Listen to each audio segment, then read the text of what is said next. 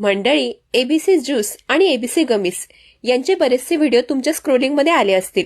पण ही एबीसी भानगड नेमकी काय आहे? खरंच फायदेशीर आहे का? आणि खायला खरंच चवदार आहे का? जर तुम्ही या एबीसीच्या भानगडीत पडण्याच्या विचारात असाल तर आजचा हा आमचा एबीसीचा अनुभव नक्की ऐका. याची खरी सत्यता आज मी तुम्हाला सांगणार आहे. तर पहिला प्रश्न हा की एबीसी म्हणजे नक्की काय?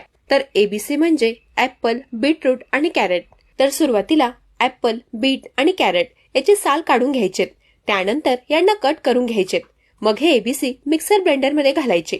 यात ऍपल, बीट, आवळा, गाजर आणि डाळिंबाचे दाणे हे सगळे फळं मिक्सर जार मध्ये घालून घ्यायचे. आता हे सगळं बारीक वाटून घ्यायचे. या सगळ्याची पेस्ट तयार झाली की ती चाळणीने गाळून घ्यायची. सगळा ज्यूस एका कढईत काढून घ्यायचाय. यात स्वीटनेससाठी मी खडी साखर घेतली आहे. साखर मी इथे बारीक करून घेतली. आता ज्यूस एकदा पुन्हा मिसळून घ्यायचाय. यात थोडा लिंबाचा रस घालायचाय.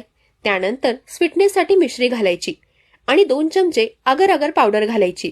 या पावडरने जेली सारखं टेक्स्चर येतं. हे सगळं एकजीव करून घेतलं की गॅसवर मध्यम आचेवर उकळी येईपर्यंत ठेवायचे.